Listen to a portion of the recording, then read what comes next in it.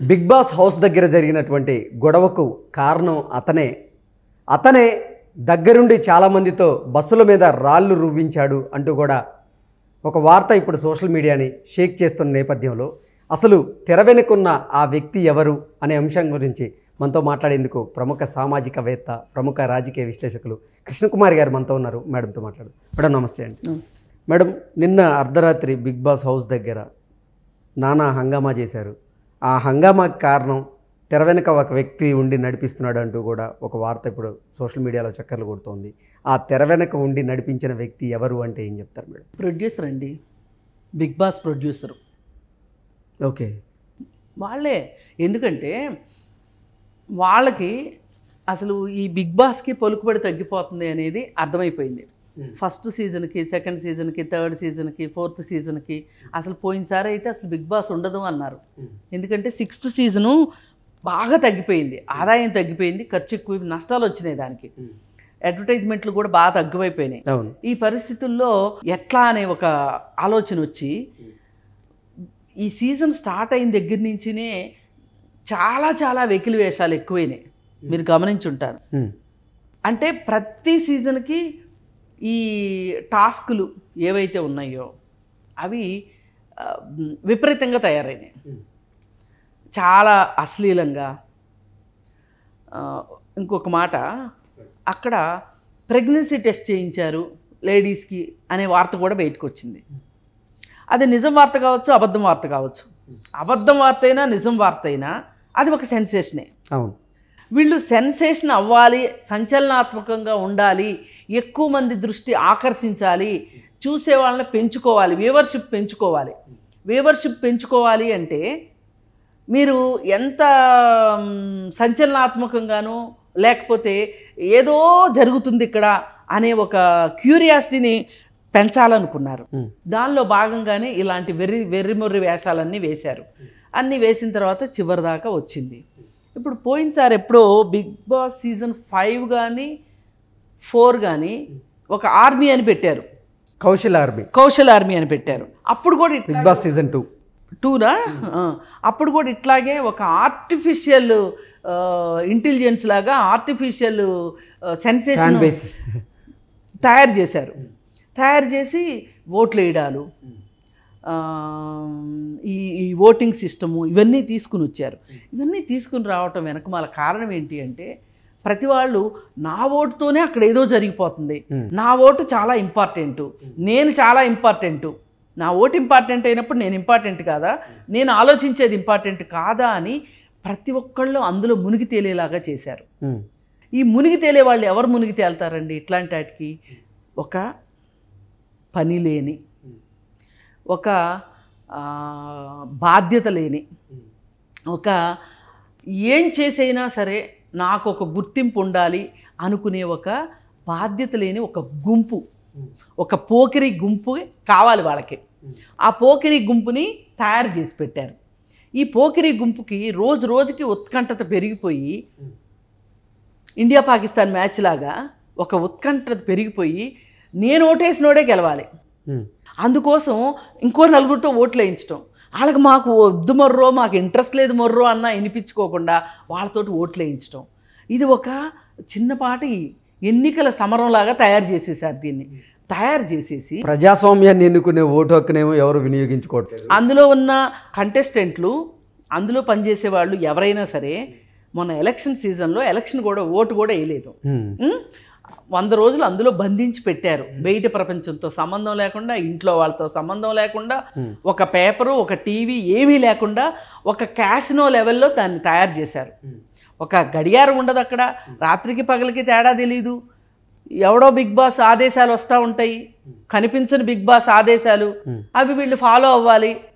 మీరు ఇప్పుడు నిద్ర లేవాలి అంటే నిద్ర లేవాలి, ఆడండి అంటే ఆడాలి, తినండి అంటే తినాలి, వంట చేయండి అంటే వంట చేయాలి.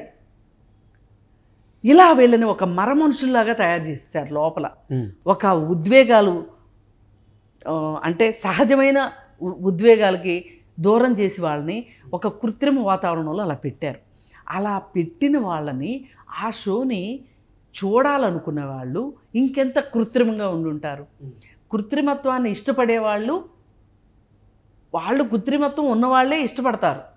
ఓకే, వాళ్ళు అలాగే ఈ షో మొత్తం కూడా ఈ కృత్రిమత్వం ఉన్న వ్యక్తులు చూసేలాగాను, కృత్రిమమైన మనుషులు చేసే కృత్రిమమైన పనులు చేస్తూ ఉంటే డబ్బు సంపాదించాలనే ఉద్దేశంతో మా టీవీ కావచ్చు, నాగార్జున కావచ్చు, ఎవరన్నా కావచ్చు, వీళ్ళకి డబ్బులు కక్కుర్తే కావాలి. వీళ్ళు ఒక 100 రోజుల పాటు ఒక మంచి ఒక మాట ఒక మర్యాద ఏమీ లేకోకుండా ఈ బిగ్ బాస్ షో ఎప్పుడు వస్తుందా అని నోరులు తెరుచుకుని చూడటం, ఇంట్లో వాళ్ళు చూడొద్దంటే వాళ్ళని తన్నినంత పని చేయడం, అది ఇది కాదంటే సెల్ ఫోన్లో చూడటం, ఇక రెండో పని లేదండి. బిగ్ బాస్ ఫీవర్ తప్పితే వరల్డ్ కప్ ఫీవర్ లాగా బిగ్ బాస్ ఫీవరు.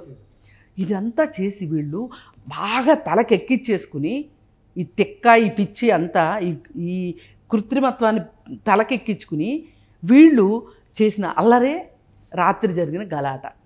నానా రభసా చేశారు, బస్సుల అద్దాలు పగలగొట్టారు, అలాగే అక్కడ ప్రయాణికుల అద్దాలు పగలగొట్టారు, కార్ల అద్దాలు, అలాగే పోలీసుల మీద రాళ్ళు రువ్వారు, మీడియా మీద రాళ్ళు రువ్వారు, మీడియాకి సంబంధించినటువంటి వ్యక్తి బోలెడు దొంగతనాలు జరిగినాయి అంట. బోలెడు దొంగతనాలు జరిగినాయి. ఎంతమంది డబ్బులు పోయినాయో, ఎన్ని సెల్ ఫోన్లు పోయినాయో. సరే, ఏది ఏమైనప్పటికీ ఒక ఆమె రాయల్ అనే ఆవిడ మాట్లాడుతూ ఆమె ఏం చెప్తుంది అంటే, నేను కష్టపడి నా కష్టార్జితంతో కారు కొనుక్కున్నాను, నా కారు అద్దాలు పగలగొట్టారు, నేను ఇప్పుడు ఇంటికి వెళ్ళి నా కారులో ఉన్న వాల్యుబుల్ వస్తువులు ఇంట్లో పెట్టి నేను ఇప్పుడు పోలీస్ స్టేషన్కి వెళ్ళి కంప్లైంట్ ఇస్తున్నా, ఎందుకంటే ఇన్సూరెన్స్ క్లెయిమ్ కోసం అని చెప్తుంది. నేను అంటాను, ఈ సందర్భంగా ఈ గలాటా సందర్భంగా పగిలిన కార్లకి వేటికి ఇన్సూరెన్స్ రావడానికి వీల్లేదు.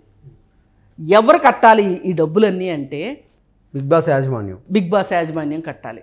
ఆర్టీసీ బస్సులకు సంబంధించిన నష్టానికి బిగ్ బాస్ వాళ్ళే కట్టాలి. మొత్తం ఈ విధ్వంసం జరగటానికి కారణమే బిగ్ బాస్ షో. అలాంటప్పుడు బిగ్ బాస్ షోని పార్టీని చేయాల్సిందే. ఈ విధ్వంసం చేయాలి. అలాగే అందులో పాల్గొన్న వాళ్ళు సీసీటీవీలు వీటిల్లో చూసి అందరినీ పట్టుకుంటారు. పోలీసులు తలుచుకుంటే పట్టుకోలేని విషయం ఏమీ లేదు. వాళ్ళందరినీ కూడా శిక్షించాల్సిందే కఠినంగా. ఏం మాయరోగం మీకు? ఏం పోయే కాలం మీకు? ఇంకో పని లేదా? ఇంకో బాధ్యత లేదా? కుటుంబాలు లేవా మీకు? మీ మీద ఆధారపడిన మనుషులు ఏమైపోతారు అనుకుంటున్నారు? బాగా డబ్బులున్న వాళ్ళు వస్తారనుకుంటున్నారు అక్కడ తగాదాలు పట్టడానికి? రారు. ఒక స్థిరమైన ఉద్యోగం ఉన్న వాళ్ళు వస్తారనుకుంటున్నారా? రారు. వ్యాపారాలు చేసుకునే వాళ్ళు వస్తారా? రారు. ఎవరు వస్తారు? పని పాట లేని జులాయిలే వస్తారు, అక్కడికి పోకిరీలే వస్తారు. ఈ జులాయిల్ని ఈ పోకిరీల్ని ఈ విధంగా తయారు చేసిన మా టీవీ యాజమాన్యం కాకుండా, బిగ్ బాస్ యాజమాన్యం కాకుండా ఇంకెవరు అవుతారు బాధ్యులు? రేపొద్దున వీళ్ళంతా పోలీస్ స్టేషన్లో కూర్చుంటే ఆ తల్లిదండ్రులు రేపొద్దున లబోదిబోమని రావాలా? వాళ్ళు ఏడ్చుకుంటూ కూర్చోవాలా? ఇప్పుడు ఈ కేసులన్నీ చేయించుకోవడానికి వాళ్ళందరికీ వాళ్ళ ఇంట్లో వాళ్ళు డబ్బులు కాక ఊర్లో వాళ్ళు పెడతారా డబ్బులు వాళ్ళకి? ప్రభుత్వం ఏమైనా ఫ్రీగా చేస్తా? ఇదేమైనా తెలంగాణ ఉద్యమమా? కేసులు ఫ్రీగా చేయండి అంటానుకో, లేదా కేసులు మాఫీ చేయడానికో? ఇది మొత్తం ఈ సర్వనాశనానికి కారణమే బిగ్ బాస్ యాజమాన్యం. పైగా ఇది పులిని చూసి నక్కవాతలు పెట్టుకున్నట్లు వేరే దేశాల నుంచి వచ్చింది, అక్కడ జరుగుతుంది ఇక్కడ జరుగుతుందని చెప్తారు. అక్కడ మనుషులు ఇలా ఉండరు, అక్కడ మనుషులు ఇలా చెయ్యరు, ఇలా గలాటాలు చెయ్యరు. మీకేమి మాయరోగం వచ్చిందని, మీకేమి నష్టం జరిగిందని ఆర్టీసీ బస్సు అద్దాలు పగలగొట్టాలి? ఆ రోడ్లో వెళ్ళే కార్లు అద్దాలు పగలగొట్టాలి? ఈరోజు సజ్జనార్ గారు కూడా స్టేట్మెంట్ ఇచ్చారు, వార్నింగ్ ఇవ్వటం కాదు, ఆయన అనాల్సింది ఏంటంటే, దీనికి బిగ్ బాస్ యాజమాన్యమే కారణము, వాళ్ళ దగ్గర నుంచి మేము రాబట్టుకుంటాము దీనికి సంబంధించిన జమా ఖర్చులు అని చెప్పి అని ఉండాల్సింది ఆయన. ఇంకాస్త బాధ్యత ఉన్నోడైతే. నేను చెప్తున్నాను, ఖచ్చితంగా దీని మీద అవసరమైతే నేను పిల్లైనా వేస్తా.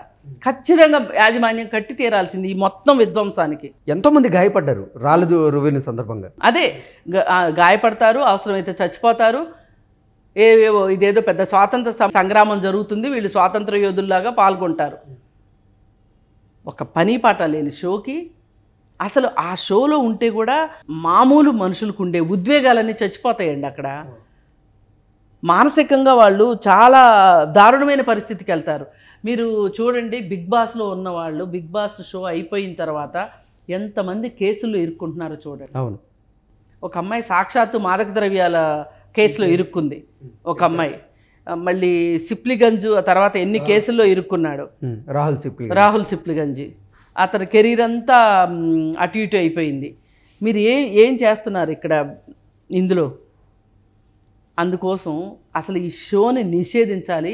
పైగా వాళ్ళకు వచ్చిన లాభాల్లో నుంచే, లాభాలు రానివ్వండి నష్టాలు రానివ్వండి, కారణం వాళ్లే కాబట్టి ఈ మొత్తం ఖర్చుని వాళ్లే భరించుకోవాలి అని చెప్పి కోర్టు డైరెక్షన్ తీసుకొచ్చేదాకా కూడా మేము నిద్రపోం. అసలు బిగ్ బాస్ షోలు ఒక బ్రోతల్ హౌస్ అని చెప్పి సిపిఐ నారాయణ గారు మాట్లాడితే చాలామందికి కోపం వచ్చింది. ఇప్పుడు ఏంటి జరిగింది? ఇలా కొట్టుకున్నాను చెప్పారు ఎవరన్నా?